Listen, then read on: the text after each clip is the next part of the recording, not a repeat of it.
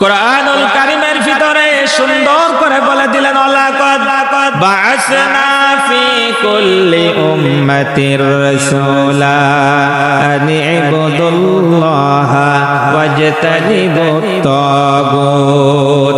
আল্লাহ তাআলা বলেন আমি দুনিয়াতে যত নবী রাসূল প্রেরণ করেছি প্রত্যেকটা নবী রাসূল দাওয়াত দিয়েছে আন ইবুদুল্লাহ, গোলামি করো, দাসত্ব করো, ইবাদত করো আল্লাহ। কি এই দাওয়াত দিয়েছে না? প্রত্যেকটা নবী রাসূল এই দাওয়াত দিয়েছেন। আমার আপনার নবীও এই দাওয়াত দিয়েছেন। আমার আপনার নবীও আমাকে আপনাকে সেই আমার আপনার উপরে সেই দায়িত্ব দিয়ে গিয়েছেন আনে ইবুদুল্লাহ, আল্লাহর গোলামি করা লাগবে আর তাগুতকে বর্জন করা লাগবে। এক নম্বর হলো দাওয়াত ইলাল্লাহ। দুই নম্বরে হলো শাহাদাত নাস, মানে শহীদদের বিষয়ে। তিন নম্বর বিষয় হলো কিতাল ফি সাবিলিল্লাহ। চার নম্বর হলো ইকামাতে দ্বীন, মানে ইকামাতে দ্বীন কায়েম করা, ইকামাতে দ্বীনের কাজ করা হলো ফরজ। পাঁচ নম্বর হলো তা'মুরুনা বিল মারুফ ওয়া তানহাউনা আনিল মুনকার, সৎ কাজের আদেশ করতে হবে, অসৎ কাজ থেকে মানুষকে বিরত রাখতে হবে। এই জন্য ভাইরা আমার আল্লাহ রাব্বুল আলামিন কুরআনুল কারীমের ভিতরে বলেন কুতিবা আলাইকুমুল কিতালু ওয়া হুয়া কুরহুল লাকুম। আল্লাহ বলেন আমি তোমাদের উপরে জিহাদকে ফরজ করে দিয়েছি, আর এটা তোমাদের কাছে অসহ্য মনে হতে পারে, অকল্যাণ মনে হতে পারে, তোমাদের এটা খারাপ লাগতে পারে, কিন্তু এটাই তোমাদের জন্য কল্যাণকর। বলুন সুবহানাল্লাহ। আল্লাহ রাব্বুল বলেন আসান তুহিব্বু শাইআন ওয়া হুয়া খায়রুল লাকুম। আল্লাহ বলেন জিহাদ যেমন আমি আল্লাহ ফরজ করলাম এটা তোমাদের জন্য কল্যাণকর, ওয়া আসান তুহিব্বু শাইআন ওয়া হুয়া শাররুল লাকুম, কিন্তু এটা তোমাদের জন্য কল্যাণ মনে হতে পারে। জিহাদ তোমাদের জন্য খারাপ লাগতে পারে, কিন্তু এটা তোমাদের জন্য খারাপ লাগার বিষয় না, এটা আমি আল্লাহর কাছে ভালো লাগার বিষয়। বলুন সুবহানাল্লাহ। আল্লাহ তাআলা আরো বলেন ওয়াল্লাহু ইয়ালামু ওয়া আনতুম লা তা'লামুন, প্রকৃত ব্যাপার আমি আল্লাহ জানি, তোমরা জানো না। যেটা তোমাদের ভালো লাগবে সেটা আমি আল্লাহর কাছে খারাপ হতে পারে, তুমি ভালো মন্দ আমার বান্দার কোনটা ভালো আর কোনটা খারাপ এটা আমি আল্লাহ ছাড়া আর কেউ ভালো জানে না। কথা বলেন ঠিক কিনা? বলেন আল্লাহর চাইতে ভালো বান্দার কোনটাই হবে এটা কি কোনো মানুষ বলতে পারবে? বলেন বলতে পারবে? আল্লাহ আমাদেরকে জিহাদকে ফরজ করে দিয়েছেন। আমাদের ভিতরে একটা সমস্যা আছে, অনেক মানুষ বলে যে নবী তো জিহাদ করেছে, যুদ্ধ করেছে কাফেরদের সাথে, এখন আমরা কাদের সাথে করব? এখন তো সবাই মুসলমান। কি বলেন একথা? আমরা এখন কাদের সাথে করব? আমরা তো সবাই মুসলমানের সাথে কি আর জিহাদ করা যায়? কিন্তু এখন কাফের নেই, আবার মুনাফিকও কিন্তু নেই, নাকি? কাফের খুঁজলে পাওয়া যাবে না। আপনার চকশানগরে হয়তো কোনো কাফের নেই, হিন্দু খ্রিস্টানেরা কাফের, ঠিক আছে, কিন্তু আল্লাহকে অস্বীকার করা ডাইরেক্ট এরকম কেউ নেই। কিন্তু মুনাফিকও এই গ্রামে একটাও পাওয়া যাবে না, সবাই পাকা ইমানদার মুমিন মুসলমান। কি তাই না? ভাইরা আমার মুনাফিক কারাম, মুনাফিকের আলামত হলো তিনটা। মুনাফিক যখন কথা বলে মিথ্যা কথা বলে, মুনাফিকের কাছে কিছু আমানত রাখলে আমানতের খেয়ানত করে। মুনাফিক এরকম ভাবে মুনাফিক গালাগালি করে, ভাষা খারাপ করে। আবার মুনাফিকের কাছে আমানত রাখলে আমানতের খেয়ানত করে, মিথ্যা কথা বলে। এরকম ভাবে যদি তিনটা বিষয় যদি কোনো মুনাফিকের ভিতরে থাকে, আল্লাহ তাআলা বলতেন তার ভিতরে মুনাফিকের লক্ষণ আছে, সে হলো মুনাফিক। বলেন আমাদের ভিতরে তিনটা তো নেই। আমানতের খেয়ানত নেই, আমরা মিথ্যা কথা বলি না, গালাগালি করি না, ওয়াদা খিলাফ করি না। কি আছে নাকি? ওয়াইদা হাদাসা কাযাবা সালাসা। মুনাফিকের আলামত তিনটা, আমানতের খেয়ানত, মিথ্যা কথা বলা আর ওয়াদা খিলাফ করা। এটা হলো মূল। এই তিনটা হলো কি? মূল। এক নম্বর আমানতের খেয়ানত করা, মিথ্যা কথা বলা, ওয়াদা খিলাফ করা। কি এই তিনটা আমাদের ভিতরে তো নেই, নাকি? আছে নাকি? এই তিনটা যার ভিতরে তিনটার একটাও থাকবে তার ভিতরে মুনাফিকের খাসলত আছে। আল্লাহ তাআলা খালি কাফেরদের সাথে জিহাদের ঘোষণা করেন নাই, আল্লাহ তাআলা নবীকে ডেকে বললেন সূরা তাওবার 73 নম্বর আয়াত আল্লাহ তাআলা নবীজিকে বলে দিলেন ইয়া আইয়ুহান নাবিয়্যু জাহিদিল কুফফার ওয়াল মুনাফিকিনা ওয়াগলুজ আলাইহিম ওয়া মাওয়াহুম জাহান্নাম ওয়া বিসাল মাসির। আল্লাহ রাব্বুল আলামিন বললেন হে নবী ও নবী খালি কাফেরদের সাথে জিহাদ যুদ্ধ করলে হবে না, আপনার ভিতরে যারা আপনার সাহাবীদের ভিতরে যারা মুনাফিক আছে তাদের সাথেও জিহাদ করা লাগবে। তাহলে কাফেরের সাথেও করা লাগবে, মুনাফিকের সাথেও করা লাগবে। এ কথা যদি এখন কেউ যদি বলে যে বাংলাদেশে সবাই তো মুসলমান, জিহাদ জামাত ইসলামরা করবি কার সাথে, আমরা তখন বলবো কাফের যদি না থাকে আমরা মুনাফিকদের সাথে করব। কি রাগ হইলো নাকি? এটা কি আমার কথা? এটা আল্লাহর কথা। কার কথা? এটা আল্লাহ কোথায় বলেছেন মুখস্থ করে নেন। সূরা তাওবার 73 নম্বর আয়াত। সূরা তাওবার 73 নম্বর আয়াত। আল্লাহ বলছেন খালি কাফেরের সাথে যুদ্ধ জিহাদ করলে হবে না, মুনাফিকের সাথেও করা লাগবে। কাফের ও যে আমার শত্রু, ও আমি ভালোই জানি ও আমার প্রকাশ্য শত্রু। মুনাফিক আমার কোমরের শত্রু। কথা বলেন ঠিক কিনা? মুনাফিক আমার আশেপাশে থেকে আমার দফা সারার চেষ্টা করে। এরকম মুনাফিক আমার সমাজে ভরি ভরি নামাজও পড়ে, দাড়িও রাখে, টুপি দাড়ি পাঞ্জাবি দেখে মনে হয় না এ মুনাফিক ইসলামের ক্ষতি করবে, কিন্তু ও ইসলামের 12টা বাজানোর চেষ্টা করে। কি আছে না? আছে ভাই। এই জন্য মুনাফিকি বাদ দিতে হবে, কারণ মুনাফিক যারা তাদের স্থান হবে জাহান্নামের সবচাইতে নিচে। কোথায় হবে? জাহান্নামের সবচাইতে নিচে। ইন্নাল মুনাফিকিনা ফিদ দারকিল আসফালি মিনান নার ওয়ালান তাজিদা লাহুম নাসীরা। আল্লাহ বলছেন মুনাফিকদের স্থান হবে জাহান্নামের একদম তলদেশে, আর তারা সেদিন সাহায্যকারী হিসাবে কাউকে পাবে না। মুনাফিকরা কাফের মুশরিকদের রক্ত পুজ গলে গলে পড়বে, আর মুনাফিকরা খাবে। তাহলে কাফের তো আছে ভালো, মুনাফিক তার চাইতেও খারাপ। কি কথা বলেন ঠিক কিনা? এই জন্য কাফের আর মুনাফিকের কাতারে যাওয়া যাবে না। আমরা যদি যাই ইমানদারের কাতারে যাব ইনশাআল্লাহ। কথা বলেন ঠিক কিনা? ইসলামী আন্দোলন আমরা করব, সময় দিতে পারি না, হয়তো টাকা দিতে পারি না, তাই বলে মনে মনে ঘৃণা করব না, মনে মনে তাকে ভালোবাসবো। এই অন্তরের খবর কেউ জানে না, আমার আল্লাহ জানে। কথা বলেন ঠিক কিনা? কি আল্লাহ জানে না? সলে মধ্যে তোমার অন্তরে কি আছে কেউ না জানলে আল্লাহ ঠিকই জানে। তুমি গোপনে যে কি ষড়যন্ত্র করো কেউ জানে না, তুমি মনে করো কেউ বুঝতে পারতেছে না, আমার আল্লাহ ঠিক বুঝে ফেলেছে। মরো তোমাকে মুকুরি বাঁশ দিয়ে কিভাবে ফেরেশতারা টাইট করে সেই দিন বুঝবা। কথা বলেন ঠিক কিনা? এই জন্য ভাইরা আমার মুনাফিকি করা যাবে না, কাফেরি আচরণ ছেড়ে দিতে হবে। ইমানদার মুমিন যারা হবে আল্লাহ তাআলা বললেন তোমরা যে জিহাদ করবা, যুদ্ধ করবা, আমার জমিনে আমার দ্বীনকে প্রতিষ্ঠিত করার জন্য চেষ্টা করবা। আল্লাহ বলেন আলা লাহুল খালকু ওয়ালা সৃষ্টি আমার, আইন চলবে আমার। তোমরা যখন এই আমার সৃষ্টিতে আমার আইনকে প্রতিষ্ঠিত করার জন্য চেষ্টা করবে, ওই শয়তানের অনুসারীরা, আবু জাহেল, উতবা, ওয়ালিদ বিন মুগীরার অনুসারীরা, ডোনাল্ড ট্রাম্প, বাইডেন, তাদের অনুসারীরা তোমাকে মারবে, হত্যা করবে, তোমাকে মারার জন্য চেষ্টা করবে। তুমি কি দিয়ে যুদ্ধ করবে?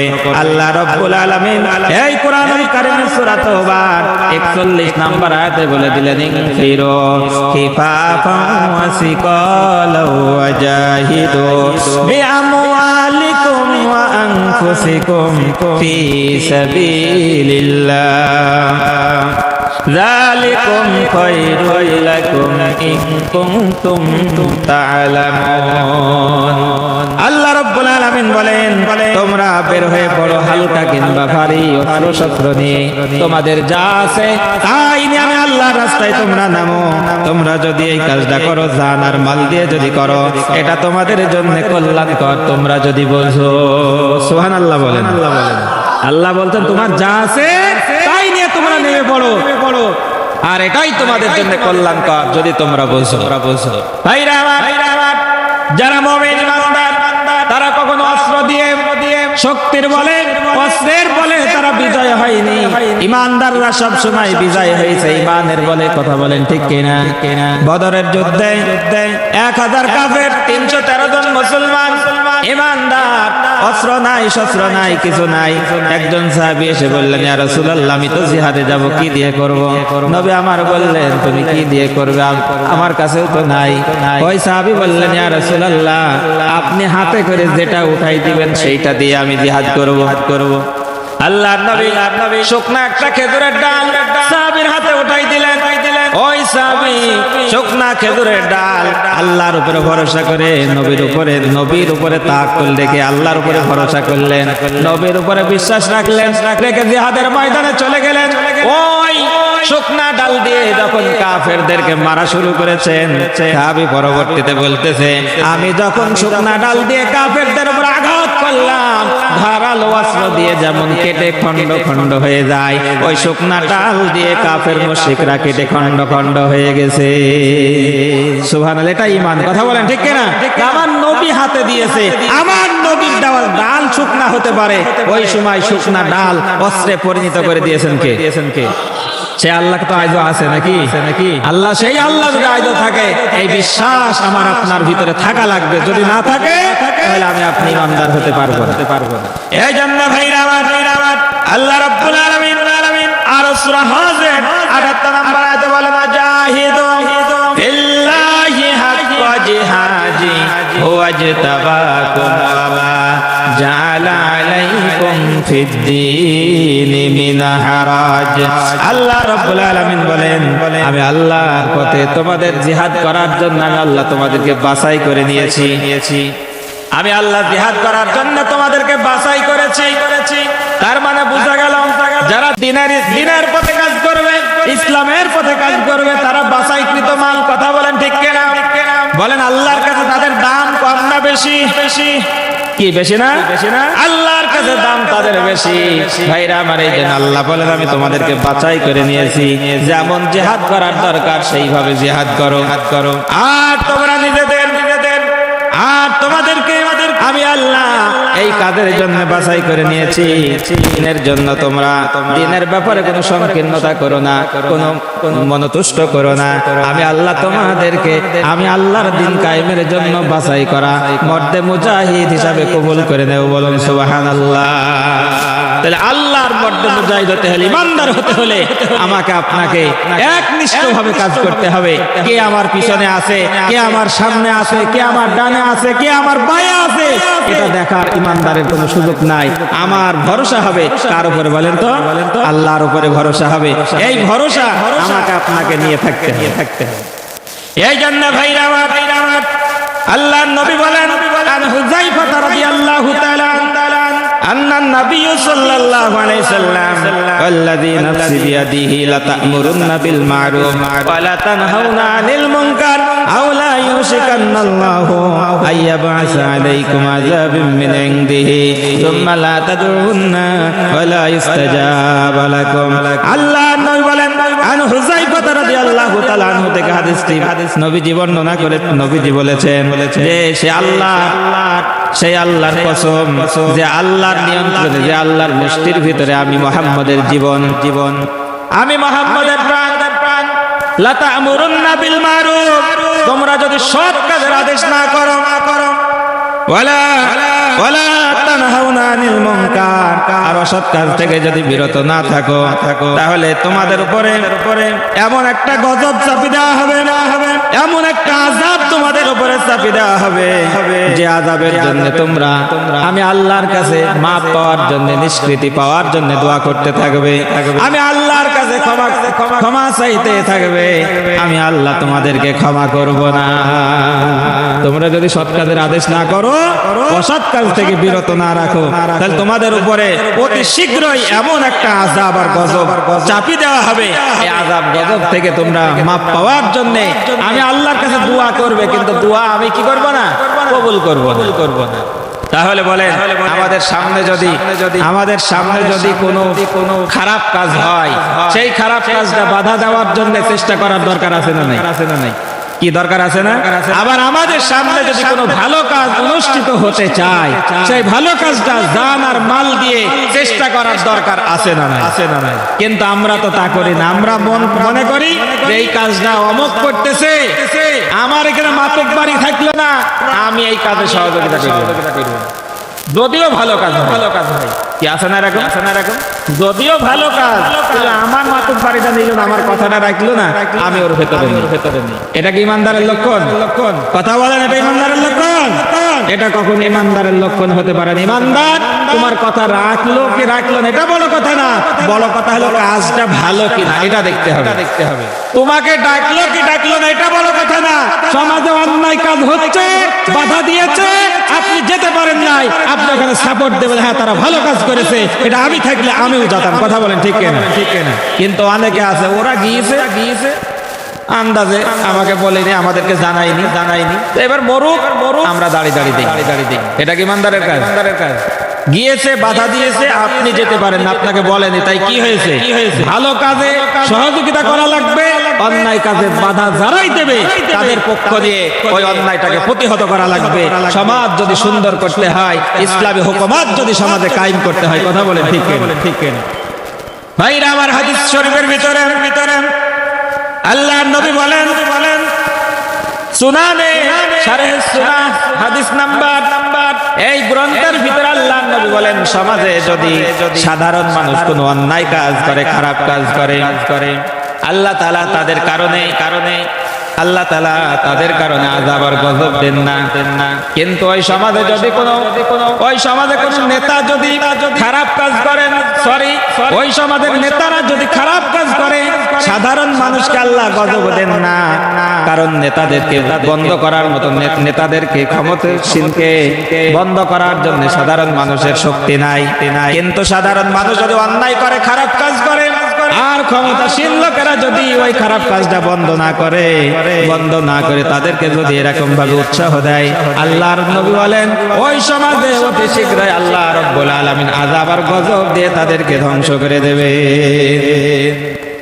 তাহলে বোঝা গেল, একটা খারাপ কাজ হচ্ছে, আপনার শক্তি আছে খারাপ কাজটা বন্ধ করার মতন, যদি বন্ধ না করে চোখ ঘোরায়, কান ঘোরায় চলে যান, তাহলে ওই তারা আর আপনি একসাথেই গজবের ভিতরে পড়ে যাবেন। তার মানে বোঝা গেল কি, সৎ কাজের আদেশ দেওয়াই লাগবে আপনার ক্ষমতা থাকলে। কি কথা বলেন ঠিক কিনা? হাদিসের ভিতরে আছে যেমন সবকিছু মাপার যন্ত্র আছে, ঈমান মাপারও একটা হাদিস আছে। ঈমান মাপার হাদিস কি? আপনি যদি ঈমানদার হন, মুমিন হন, অন্যায় কাজ দেখলেই আপনার হাত দ্বারা বাধা দিতে হবে। এলো ফার্স্ট ক্লাস ঈমানদার। কি ইমানদার? ফার্স্ট ক্লাস ইমানদার, হাত দ্বারা বাধা দিতে হবে, শক্তি দিয়ে আমি হতে দেব না। যদি তা না পারে, তাহলে মুখে বলবেন যে ভাই কাজটা ভালো না, এই কাজটা করা যাবে না, করো না। যদি মনে করেন যে মুখে বলতে গেলে পিঠের চামড়া থাকবে না, তাহলে মনে মনে ঘৃণা করে বসে থাকলে হবে না। মনে ঘৃণা তো করাই লাগবে। আর ওই কাজটাকে সমাজ থেকে প্রতিহত করা যায় কিভাবে, এই চিন্তা ভাবনা করতে হবে, দল গঠন করতে হবে। কথা বলেন ঠিক কিনা? দল গঠন করতে হবে। এই যে কথাটা বললাম, অনেকে বলবে আল্লাহ কি দল করার কথা বলেছে? হ্যাঁ, আল্লাহ রাব্বুল আলামিন সূরা আল ইমরানের 104 নম্বর আয়াতে দল করার কথা বলেছেন যে তোমাদের মধ্যে একটা দল থাকা লাগবে। কি থাকা লাগবে?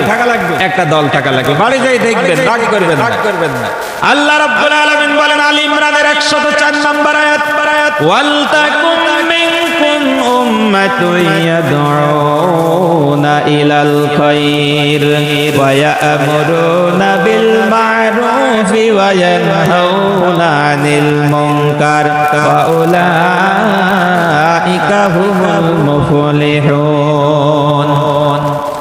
আল্লাহ রাব্বুল আলামিন বলেন তোমাদের মধ্যে একটা দল থাকা লাগবে। সেই দলের কাজ হবে তিনটা। কয়টা? সেই দলের কাজ হবে তিনটা।